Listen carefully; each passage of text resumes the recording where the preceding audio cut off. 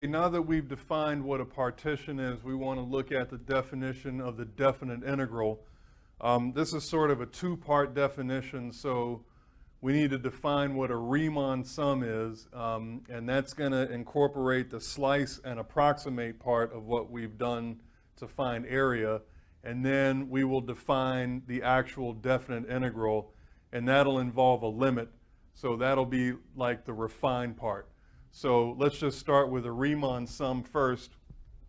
So the definition of a Riemann sum, we want to let y equal f of x be a function defined on the closed bounded interval from a to b. And then we will let p be any partition of the interval from a to b. And remember that we call delta xi, that's just the difference between, right, that's just xi minus xi minus 1. So it's the length of this ith subinterval.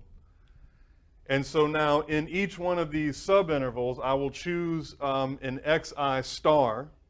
So x1 star lives between x0 and x1. x2 star is somewhere between x1 and x2. So each xi star is in the subinterval from xi minus 1 to xi. So that's true at each one of these spots here. And let me call that set of sample points C. So these will be the things that I plug into the function that will determine the height of each rectangle, right? So the width, that's delta xi, and then we will plug each one of these sample points into the function to determine the height. And by height, I mean assigned height. So it could be positive if it's above, or it could be negative if it's below the x-axis. Okay, so now that's the slice part. And now for the approximation part, we will define the Riemann sum of f determined by p and c to be this thing. We will call it r of f comma p comma c. So that's just the sum of all of the heights times all of the widths. So this is basically just like adding up areas of rectangles. Only in this case we will get assigned area because f of xi star might be positive if it's above the x-axis, or it might be negative if it's below the x-axis. Okay, let's draw a picture of this really quick. Okay, here's a picture of a function f of x. So some function y equals f of x, and then we have defined this thing on the closed interval from a to b. And so we've thrown down a partition. So x0 is a, and then to x1. So here's the first subinterval, and then we've chosen any old point x1 star in this first subinterval. And remember, that's the thing that's going to determine the height of the first rectangle. And so the area of this first rectangle, it's f of x1 star times delta x1. So that's the area of this thing. And then we move to the second rectangle. So here's the second subinterval. Let's say I choose my sample point, maybe not quite the endpoint x2, but really close to x2. So here's my x2 star. And so this point will determine the height of my second rectangle. So here's the second rectangle.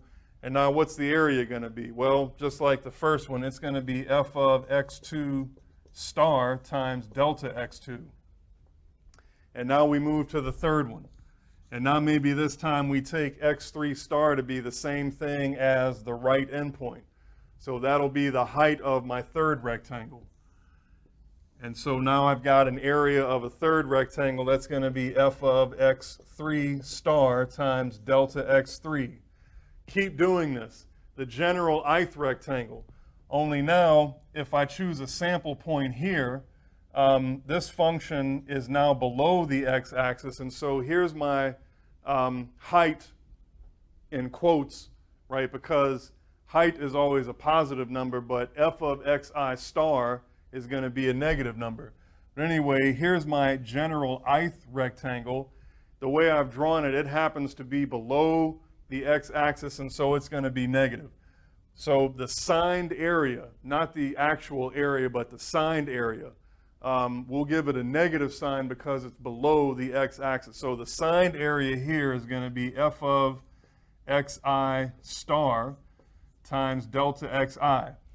This thing is a negative number, therefore this thing will be a negative number. So you keep doing this all the way across, and then you want to add up each one of these things, right? The first area, the second area, plus the third area, blah, blah, blah, plus the ith area, blah, blah, blah, plus the nth area. So this is basically a Riemann sum is like a signed area approximation to the area bounded by the curve f. So here we just need to take into account whether or not we're above or below the x-axis. Okay, now that we've defined Riemann sum, let's define the actual definite integral. Okay, now again, let's let y equal f of x be a function defined on the closed interval from a to b. We will define this thing. This is called the definite integral from a to b of the function f of x with respect to the variable x, right? The definite integral of f dx. We will define this thing to be the limit if it exists. Remember, limits may or may not exist. So this will be the limit of all of the Riemann sums of f when we look at all possible partitions and all possible sample points. We will let the norm of these partitions go to 0. So you take the largest subinterval and shrink it down to 0, right? So you look at all of the partitions and take the ones where the norm gets smaller and smaller. So what's going to happen when the norm gets smaller and smaller? So for example, the way I've drawn this thing, the norm is x1. X1 minus x0, so delta x1. And delta x1 is bigger than all of these other widths, right? So bigger than delta x2, delta x3, so on and so forth. If we look at partitions where this thing is shrinking down to 0, then that's going to force all of these other ones to shrink down to 0. So how do you get these subintervals to shrink down to 0? Well, that's the same thing as increasing the number of partition points.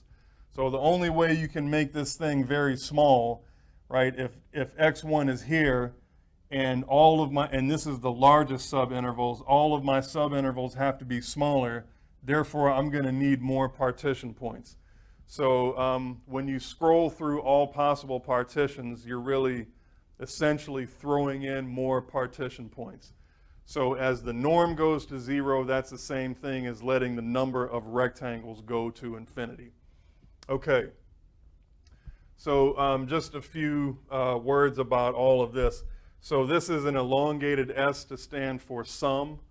A is called the lower limit. The lower limit of integration. B is called the upper limit of integration. The function f of x, the thing that we integrate, is called the integrand. Like the thing under the radical is called a radicand, or a thing that you add up is called a summand, right? So the thing that we integrate is called an integrand, and then this just lets us know that we are integrating with respect to the variable x. So if it doesn't have an x in it, then it's considered a constant, and we will see eventually how to handle the integral of a constant. Okay, again, in the next video, we'll write down a theorem that says exactly, well, not exactly, but it'll give us a sufficient condition when this limit will exist. Okay, one more thing. Remember the Riemann sums, those were approximations to the area bounded by the curve f and the lines x equal a and x equals b. So the integral, when we take a limit as n goes to infinity, or take the limit as the norm of the partitions goes to 0, then we get an exact area, right? So that's the refined part of the slice, approximate, refine. So according to our study of areas, right, the integral from a to b of f of x dx, as I've drawn it, it's the signed area bounded by the curve, and it's the exact area, right?